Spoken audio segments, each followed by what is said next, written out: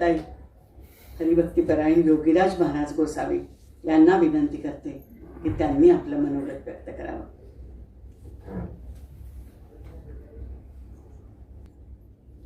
रामकृष्ण हरी. श्री संत ज्ञानेश्वर महाराजांच्या 750व्या जयंतीच्या निमित्तानं सावित्रीबाई फुले पुणे विद्यापीठाच्या माध्यमातून ज्ञानोबा ते तुकोबा या राष्ट्रीय परिषदेचं आयोजन पुण्यामध्ये विद्यापीठाच्या या संत नामदेव महाराजांच्या नावानं असणाऱ्या अध्यासनामध्ये संपन्न होत आहे. आणि त्यामध्ये समारोपीय सत्रामध्ये उपस्थित असणारे आजच्या कार्यक्रमाचे अध्यक्ष प्राध्यापक डॉक्टर गो दिगलूरकर सर, त्याचप्रमाणे माननीय पुरकुलगुरू प्राध्यापक डॉक्टर पराग काळकर सर, त्याचप्रमाणे हरिभक्तीपरायण प्रमुख विश्वस्त ज्ञानेश्वर महाराज संस्थान श्री भावार्थ देखणेजी. अरुणाताईंनी सांगितलं की आम्हाला सगळ्यांना वेळ देणं शक्य होत नाहीये, परंतु मी कीर्तनकार एकदा सुरू झालं की 2 तास थांबत नाही. कीर्तनकाराची पद्धतच आहे. 2 तास आम्हाला कमी पडतात, परंतु वेळेचं महत्त्व हे प्रत्येकाला कळालं पाहिजे. आणि त्यामुळे ती जाणीव निश्चितच आम्हाला आहे, कारण पुढेही बहुत करणे आहे ही भूमिका.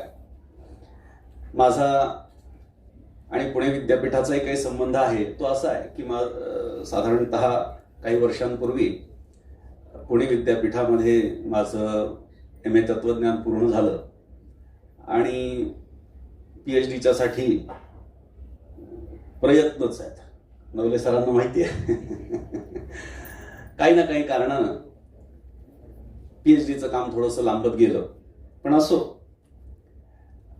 या ठिकाणी मला एकनाथ महाराजांचे वंशज म्हणून बोलवण्यात आलेला आहे. आणि हा जो विषय आपण ज्ञानोबा ते तुकोबा या राष्ट्रीय परिषदेचा घेतलेला आहे, या परिषदेचं खरं तर कौतुक करावं असं वाटतं. कारण या परिषदेच्या माध्यमातून आपण पत्रिकेमध्ये जर बघितलं तर विविध विषयांना हात घातलेला आहे, मागोवा प्रत्येक गोष्टीचा घेण्याचा प्रयत्न केलेला आहे. याच्यामध्ये सगळ्या संतांचा एक प्रतिनिधित्वाचा भाग आपण पाहू शकतो. त्याच पद्धतीनं एकनाथ महाराजांचं सुद्धा कार्य याच्यामध्ये मोठं आहे. या 8ही विभागाच्या माध्यमातून आणि अध्यासनाच्या माध्यमातून सुंदर असं कार्य या ठिकाणी संपन्न होत आहे. मी मागे सुद्धा विद्यापीठातल्या एका कार्यक्रमासाठी आलो होतो, तेव्हा मला असं वाटतं की तत्वज्ञान विभागाच्या माध्यमातून तो विषय होता आणि त्याही वेळी मी बऱ्याचशा गोष्टी या संबंधानं सांगितल्या होत्या. साधारणतः एकनाथ महाराजांच्या बाबतीमध्ये जर बोलायचं झालं तर एकनाथ महाराज हे सगळ्या संतांमध्ये एक आगळं वेगळं व्यक्तिमत्व यासाठी मला वाटतं की एकनाथ महाराजांची भूमिका ही फक्त एका भक्ताची भूमिका नाही आहे. एकनाथ महाराजांची भूमिका ही फक्त एका समाज सुधारकाची भूमिका नाही आहे. एकनाथ महाराजांची भूमिका ही फक्त एका संशोधकाची भूमिका नाही आहे, तर एकनाथ महाराजांची भूमिका ही सर्वांगीण आहे. एका धर्माचार्याची देखील भूमिका ते वठवतात, हे आपल्याला विसरून चालणार नाही. हल्लीच्या काळामध्ये संत वाङ्मयाकडे बघण्याची दृष्टी थोडीशी बदललेली आहे. सकारात्मकतेनं संत वाङ्मयाचा विचार करणारी, संतांच्या चरित्राचा विचार करणारी मंडळी ही थोडी निष्क्रिय झालेली असल्यामुळे संतांच्या वाङ्मयाचा आपल्या सोयीनुसार अर्थ काढणाऱ्यांची संख्या वाढलेली आहे.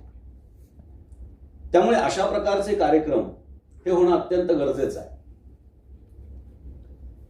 संतांचं वाङ्मय, संतांचं कार्य हे महाराष्ट्रासाठी ललामभूत आहे. महाराष्ट्रामध्ये संत नसते तर काय झालं असतं याचा विचार आता देखणे सरांनी मांडला.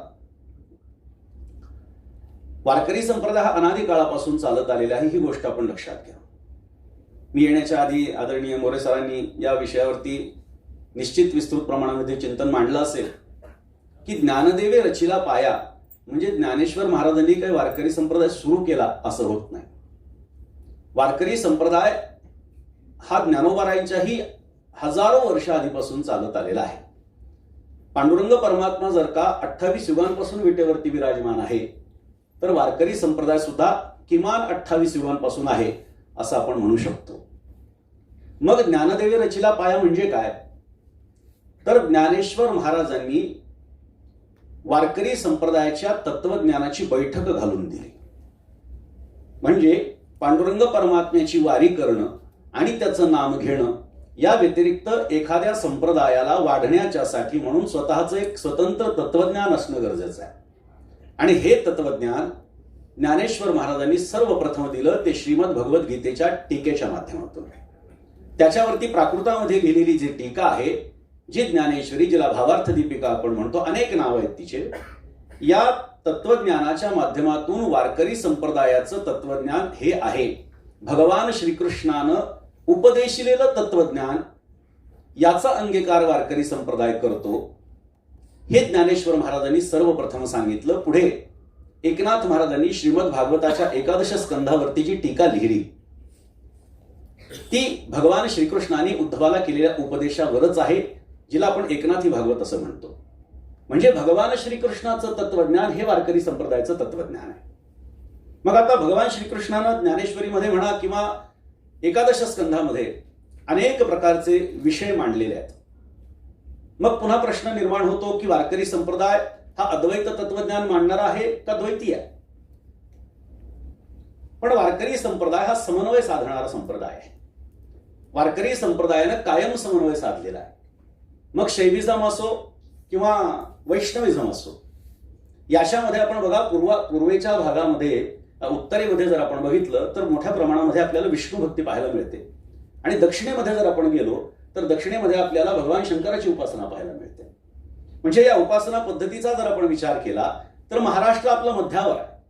आणि मध्यावर असणारा जो महाराष्ट्र आहे त्याच्यामध्ये आपला वारकरी संप्रदाय आहे. आणि वारकरी संप्रदायामध्ये विष्णूची भक्तीही मान्य आहे आणि शिवाची भक्ती देखील मान्य आहे. भजन करी महादेव रामपूजी सदाशिव, दोन्ही देव एक पाही तया ऐक्य दुजे नाही. किंवा एकनाथ महाराज म्हणतात, होनी वैष्णव जो का निंदी सदाशिव, त्याचे न पहावे वदन, मूर्खाहुनी मूर्ख पूर्ण. मग आता हीच गोष्ट मात्र शैवांना सुद्धा लागू पडते. कारण आपल्याकडे कुठल्या एकांगानं विचार करण्याची पद्धत ही हल्लीच्या काळामध्ये रूढ होत चाललेली आहे. म्हणजे एकनाथ महाराज असं म्हणतात की नको नको स्त्रियांचा सांगात, नको नको स्त्रियांचा परमार्थ, नको नको स्त्रियांचा एकांत, करीती आघात पुरुषासी. मग स्त्रिया समोर येणार आणि सांगणार की एकनाथ महाराजांचं तत्वज्ञान हे स्त्रियांच्या विरोधात आहे. परंतु हा एकांगी विचार आहे. आणि काही माणसं हा विचार फक्त आपल्या सोयीनुसार उचलत असतात. याचा अर्थ असा आहे की पूर्वीच्या काळामध्ये पुरुष प्रधान संस्कृती असल्यामुळे पुरुष हाच साधक असू शकतो हा विचार समोर ठेवून लिखाण झालेला आहे. पण जर साधक महिला असेल तर तिने तिथे अर्थ असा घ्यायचा, नको नको स्त्रियांचा पुरुषांचा परमार्थ, नको नको पुरुषांचा एकांत, करीती आघात स्त्रियाची, हा अर्थ त्याचा घ्यायचा आहे. पण आपण फक्त संतांचे शब्द घेतले. संतांचे शब्द हे बहुमोल आहेत. शब्दांचे कधीतरी वाच्यार्थ असतात आणि कधीतरी लक्षार्थ असतात. आपण वाच्यार्थ घेतो. तत्वज्ञानाच्या खोलीमध्ये जाण्याची ज्यांची तयारी नसती, भूमिका नसते, ते फक्त शब्द उचलत असतात. ठेविले अनंते तैसेची राहावे चित्ती असू द्यावे समाधान, हे तुकोबारायांचं वाक्य जर आपण घेतलं आणि कोणी जर असं म्हणू लागलं की वारकरी संप्रदायाला संतांनी निष्क्रिय बनवलं, मग ही अर्धवट भूमिका आहे. याच्यासाठी आमची भूमिका कशी असली पाहिजे? तर ज्ञानेश्वर महाराजांनी सांगितलंय की उद्यमाचे निमिसे, भाग्याचे निभडसे, उद्यमाचे निमिसे, मग समृद्धी जाता अपैसे घर रिगे. मग ही ओवी कुठे गेली? आपल्या स्वार्थाचं घ्यायचं आणि मांडायचं, ही जी भूमिका आपल्याकडे चालत आलेली आहे ही सर्वप्रथम चुकीची आहे. वारकरी संप्रदायाचं तत्वज्ञान हे व्यापक आहे.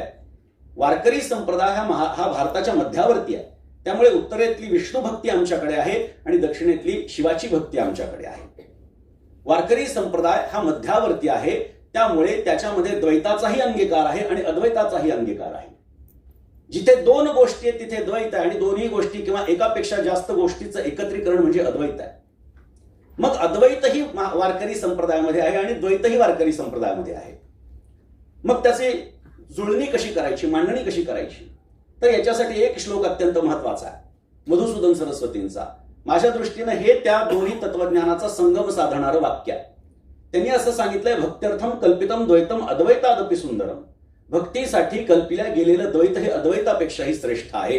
ही जी भूमिका आपण पाहतो, ही भूमिका वारकरी संप्रदायाची भूमिका आहे. वारकरी संप्रदाय हा श्रीमदाद्य जगद्गुरु शंकराचार्यांच्या विचारांचाच मागोवा घेणारा अद्वैत प्रधानच संप्रदाय आहे.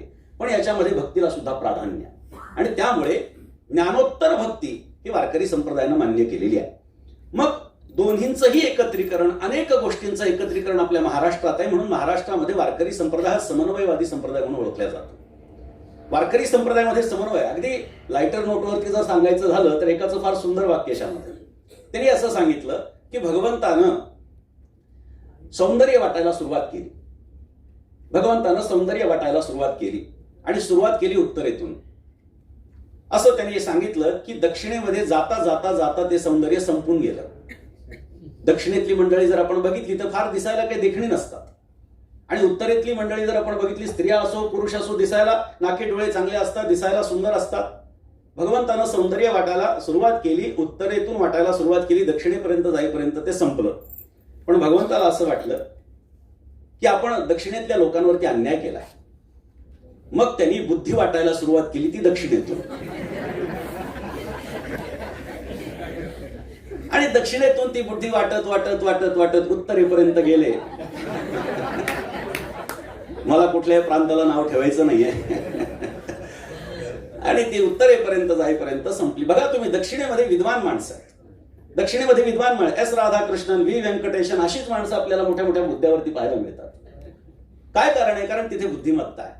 तिथे दिसायला माणसं चांगले नसतील पण तिथे विद्वान माणसं आहेत. मग तुम्ही म्हणाले लायटर नोट इथे सांगण्याचं काय कारण आहे? तर आपला महाराष्ट्र मध्यावर आहे. आपल्याकडे उत्तरेतलं सौंदर्य पण आहे, दक्षिणेतली बुद्धी सुद्धा आहे. आपला महाराष्ट्र मध्यावर आहे. उत्तरेतली विष्णू भक्ती सुद्धा आमच्याकडे आहे आणि दक्षिणेतली शिवभक्ती सुद्धा आमच्याकडे आहे.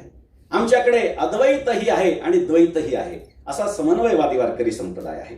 त्यामुळे वारकरी संप्रदायाचा विचार करत असताना फक्त पंढरपूरची वारी म्हणजे वारकरी संप्रदाय नाही, ही गोष्ट सर्वप्रथम लक्षात घेतली पाहिजे. एकनाथ महाराजांच्या कार्याचा जर आपण विचार केला तर एकनाथ महाराजांचं कार्य विविधांगी आहे.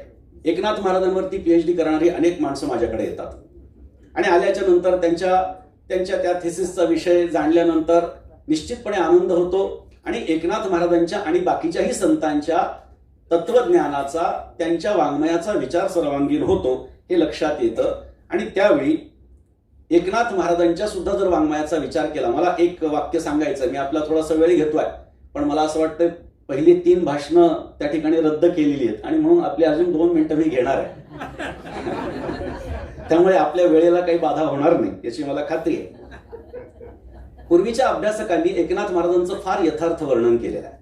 आपल्याकडे मी नेहमी सांगतो की एकनाथ महाराजांवरती इसवी सन 1950 पर्यंत सर्वात जास्त ग्रंथांची रचना झालेली आहे. इथे अभ्यासक सगळे बसलेले आहेत.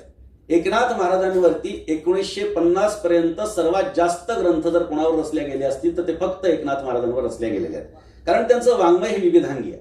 वारकरी संप्रदायातला सर्वात छोटा ग्रंथ 42 ओव्यांचा चिरंजीवपद एकनाथ महाराजांचा आहे. वारकरी संप्रदायातला सर्वात मोठा ग्रंथ भावार्थ रामायण 36,000 ओव्यांचा तो एकनाथ महाराजांचा आहे. त्यामध्ये एकनाथी भागवत 18,000 ओव्या, रुक्मिणी स्वयंवर, स्वात्मसुख, शुकाष्टक, आनंद लहरी, हस्तामलक, चतुश्लोकी भागवत, 4,000 अभंगांची गाथा, हरिपाठ, ब्रिदावळी आणि भारूड आदी संख्या जर लक्षात घेतली तर एकनाथ महाराजांवरती अध्ययन करण्याचा फार मोठा एक व्यापक विचार होऊ शकतो. परंतु एकनाथ महाराजांच्या बाबतीमध्ये काही ठिकाणी आणि त्यातल्या त्यात विद्यापीठीय स्तरावरती हल्लीच्या काळामध्ये उदासीनता आपल्याला पाहायला मिळते. मग ही उदासीनता दूर होण्यासाठी एकनाथ महाराजांच्या कडे बघण्याचा दृष्टिकोन आपण थोडासा बदलला पाहिजे. अभ्यासकांनी एक फार सुंदर वाक्य वापरलं, मला आपल्याला सांगायला आवडेल. फार सुंदर वाक्य, बघा आपल्यालाही पटेल कदाचित, की एकनाथ महाराज असे संत आहेत की ज्यांच्या एका खांद्यावरती तुकोबाराय बसलेले आहेत आणि त्यांनी एकनाथी भागवत डोक्यावरती घेतलाय आणि दुसऱ्या खांद्यावरती समर्थ रामदास स्वामी बसलेत आणि त्यांनी भावार्थ रामायण डोक्यावरती घेतलाय. असं वर्णन आहे की लांबून खांद्यावर बसलेली मुलं दिसतात पण जो मजबूत खांदा आहे तो खांदा दिसत नाही, तो एकनाथ महाराजांचा खांदा आहे, असं अभ्यासकांचं मत आहे. आणि त्यामुळे एकनाथ महाराजांचं कार्य हे विशाल. त्यांच्या शिवाजी महाराजांच्या बाबतीमध्ये जर भावार्थ रामायण आपण बघितलं तर भावार्थ रामायणामध्ये आपण गोष्टी ऐकतो, शिवाजी महाराजांचं चरित्र आपण जेव्हा ऐकतो तेव्हा आपल्याला सांगितलं जातं की शिवाजी महाराजांना रामायण महाभारतातल्या गोष्टी सांगितल्या गेल्या, पण महाभारतातल्या रामायणातल्या गोष्टी म्हणजे कोणत्या गोष्टी, तर भावार्थ रामायणातल्या गोष्टी. पण आपण काय करतो की आपल्या स्वार्थाचा विषय उचलतो, रामायण म्हणून मोकळं व्हायचं पण भावार्थ रामायण म्हणायचं नाही. माझा आक्षेप इथं आहे. जर त्या क्षेत्रातून जर आपण एखादी गोष्ट उचललेली ती त्याचं नाव घ्यायला, म्हणजे आजच्या भाषेमध्ये बोलायचं झालं तर साधा आपण एक फोटो काढला तर सोशल मीडियावरती आपण क्रेडिट देतो, नाही का, क्रेडिट बाय, की यांनी फोटो काढलाय, ज्यांनी आमच्यासाठी एवढं मोठं वाङ्मय उपलब्ध करून दिलं. छत्रपती शिवाजी महाराजांची मानसिकता, मानसिक भूमिका भावार्थ रामायणानं घडवली हे भावार्थ रामायण वाचल्यानंतर आपल्याला कळतं. पण आम्ही भावार्थ रामायणापर्यंत पोहोचत नाही. आमच्या दृष्टीनं कीर्तनकार जेवढं सांगतात तेच संत वाङ्मय आहे, पण त्याच्या पुढे जाऊन संत वाङ्मय खूप मोठं आहे. आता या व्यासपीठावरून मी एक गोष्ट अशी सांगतो की आतापर्यंतच्या एकाही अभ्यासकाचं दुर्दैवानं त्याच्याकडे लक्ष गेलेलं नाहीये. छत्रपती शिवाजी महाराजांना जी आपण छत्रपती उपाधी लावतो, ही छत्रपती उपाधी सर्वप्रथम जर संत वाङ्मयामध्ये कुठं आली असेल तर ती एकनाथ महाराजांच्या वाङ्मयामध्ये आलेली आहे. भावार्थ रामायणामध्ये एकदा छत्रपती हा या शब्दाचा उल्लेख आहे आणि प्रभू रामचंद्राचं वर्णन करत असताना एकनाथ महाराजांच्या गाथेमध्ये छत्रपती प्रभू रामचंद्रांचा उल्लेख करताना एकनाथ महाराजांनी शब्द वापरलाय. पण अभ्यासकांचं दुर्दैवानं याच्याकडे लक्ष गेलं नाही, कारण अभ्यासकांना एवढंच माहिती की एकनाथ महाराज म्हणजे सामाजिक समरसता. मी काय सांगतो लक्षात घ्या, एकनाथ महाराज यांचं कार्य लोकोत्तर आहे, युगसंजीवक त्यांचं कार्य आपल्याला पाहायला मिळतं. आणि त्यामुळे एकनाथ महाराजांच्याकडे बघण्याची दृष्टी म्हणजे एकनाथ महाराजांचं चरित्र म्हटल्यानंतर आम्हाला 2-3च गोष्टी आठवतात. गाढवाला पाणी पाजलं, हरिजनाचं मूल कडेवर उचललं आणि श्राद्धांना इतर जनांना खाऊ घातलं, बस. याच्या पुढे नाथ महाराज नाहीच आहेत अशी भूमिका तयार झालेली आहे. आणि अभ्यासकांचं काम आहे, इथे बसलेले अभ्यासक आहेत, इथे येणारी मंडळी ही संख्येनं जास्त नाहीत, हॉल जरी भरलेला असला तरी संख्येनं जास्त नाही, पण इथला एक एक माणूस जो आहे हा लाख लाख लोकांपर्यंत पोहोचणार आहे. त्याच्यामुळे हे विचार मी आपल्या समोर सांगतोय, म्हणजे माझे विचार या हॉलमध्ये बसणाऱ्या 200-300 लोकांना पोहोचलेले नाहीयेत, तर किमान 5-10 लाख लोकांपर्यंत पोहोचावीत ही माझी अपेक्षा आहे, म्हणून हा विषय मी या ठिकाणी मांडलेला आहे. आणि त्यामुळे हस्तलिखिताचा विषय सुद्धा आहे. एकनाथ महाराजांच्या गाथेचं हस्तलिखित आपल्याला उपलब्ध होत नाही. हस्तलिखितांचं जर चिंतन आपण केलं तर हस्तलिखित हे ज्ञानेश्वरी आणि एकनाथी भागवताचे मोठ्या प्रमाणामध्ये आपल्याला सापडतात, पण एकनाथ महाराजांच्या गाथेचा संशोधन होत नाही. मी ताईंना सुद्धा मागे फोन केला होता की एकनाथ महाराजांची गाथा आपल्याकडे उपलब्ध आहे का हस्तलिखित, पण ती सुद्धा दुर्दैवानं उपलब्ध नाही, कारण सरांनी सुद्धा खूप मोठं काम करून ठेवलेलं आहे. आणि ही सगळी मंडळी, आपण सर्व मंडळी या ठिकाणी जी उपस्थित झालेला आहात, त्यांचं संतांचं कार्य जाणण्यासाठी, संतांचं तत्वज्ञान, संत हे तत्वज्ञ आहेत लक्षात ठेवा. समाज सुधारकता ही त्यांचा एक बाह्य भाग आहे, गौण भाग आहे त्यांच्या जीवनातला. तो म्हणजे लोकांपर्यंत तत्वज्ञान पोहोचवणं आणि लोकांना तत्वनिष्ठ बनवणं हेच त्यांच्या जीवनाचं ध्येय आहे, उद्दिष्ट आहे. आणि त्यामुळे एकनाथ महाराजांना फक्त आपण एकांगी त्यांच्याकडे बघून जमणार नाही, तर ज्ञानेश्वर महाराजांच्या समाधीचा शोध एकनाथ महाराजांनी लावला. आज जी ज्ञानेश्वरी आपण वाचतोय ती प्रतिशुद्ध स्वरूपामध्ये एकनाथ महाराजांनी करून दिली. ज्या काळामध्ये त्यांनी आता सांगितलं की 250 वर्षांचा कालखंड असा होता की तिथे कोणीही संत नव्हतं, त्यावेळी भानुदास महाराज आणि एकनाथ महाराजांचं कार्य आपण पाहू शकतो. आणि त्यांचं कार्य जर नसतं तर ज्ञानेश्वर महाराज नामदेवरायांच्याकडून जे काही वसा प्राप्त झालेला आहे तो तुकाराम महाराज आणि रामदास स्वामी किंवा निळोबारायांपर्यंत पोहोचू शकला नसता. हे महत्वाचं आणि लोकोत्तर कार्य हे एकनाथ महाराजांचं आहे, संतांचं हे मोठं कार्य आहे. आणि त्यामुळे त्यांचं कार्य हे लोकांपर्यंत पोहोचवण्यासाठी अशा पद्धतीच्या या परिषदांचं आयोजन हे अत्यंत महत्वाचं आहे. आणि सकारात्मकतेनं संत वाङ्मयाकडे बघावं, वेगवेगळी दृष्टी आपल्याला प्राप्त व्हावी आणि त्या दृष्टीच्या माध्यमातून संत वाङ्मय किती व्यापक आहे, सनातन वैदिक हिंदू धर्माचं तत्वज्ञान किती व्यापक आहे हे लोकांपर्यंत पोहोचेल अशी माझी भावना. या ठिकाणी मला आमंत्रित करण्यात आलं त्याबद्दल संयोजन समितीचा मी आभार मानतो आणि या ठिकाणी थांबतो. रामकृष्ण.